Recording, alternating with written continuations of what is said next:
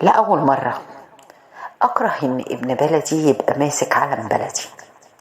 محمد رمضان اللي اتعود يثير الجدل حواليه دايما وياخد اللقطة، وبينجح وبياخد اللقطة. دايما بسمع عن مشاكل لمحمد رمضان، أحيانا يقولوا مظلوم فيها وأحيانا يكون مدان، وما اهتمتش لنا ولا الآلاف زي بيهتموا. أنت حر ما لم تضر، تصرفاته الشخصية واللي يقتدي بيه يستاهل، ملناش دعوة. كل واحد يربي ولاده على ايه الصح وايه الغلط ويراقبهم في اختياراتهم.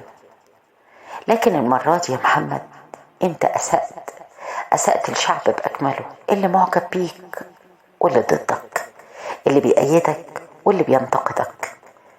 المظهر اللي ظهرت بيه في أمريكا في حفل كوتشيلا كان مظهر مسيء جدا للبلد.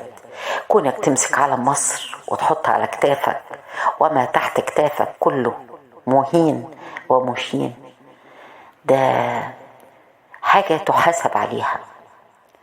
ونتمنى ان زي ما سامح حسين اتكرم على العمل الجميل القيم المحترم اللي عمله برنامج قطايف، محمد رمضان يتحاسب على المهانة اللي عملها. محمد رمضان أسأت الشعب مصر وأسأت العالم مصر، أسأت البلد بأكملها بمظهرك. أنا عايزة أسأل حضرتك سؤال.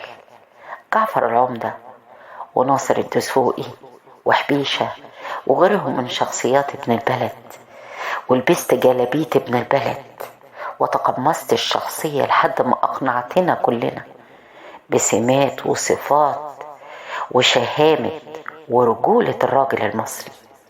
ما أثروش فيك لحظة وانت لابس لبس الرقاصة.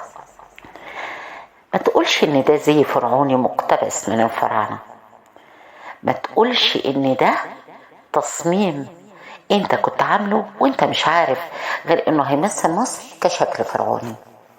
كده لعنة الفراعنة لازم تحط عليك يا محمد.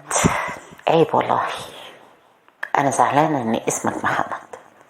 عيب لما تظهر بمظهر زي ده، شكلك قدام ولادك، شكلك قدام امك اللي انت دايما بتتكلم ان مكتبك تحت رجليها. تفتكر انها ممكن تفرح لو شافتك بالمنظر ده؟ المنظر مش عادي، وطريقة الرقص مبتذلة، كل حاجة فيك ضيعت تاريخك الحلو اللي انت عملته في مدفع رمضان. مدفع رمضان انت قربت من الشعب قوي، وقربت من الطبقة اللي محتاجة حد يطبطب عليها، وطبطبت عليهم ونجحت في ده. لكن للأسف انت مسحت كل ده بعملتك دي. ودايما بعد كل مصيبة بتطلع تستفز الناس اكتر وتقول لهم اي كلمة، ان عندك حالة من لا مبالاة لردود الافعال. والمرة دي طلعت قلت معلش ضايقتكم او عكننت عليكم. لا، انت ما ضايقتش الا نفسك وما عكننتش الا على نفسك.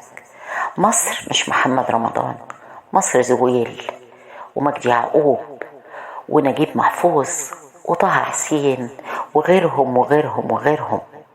مصر مش محمد رمضان.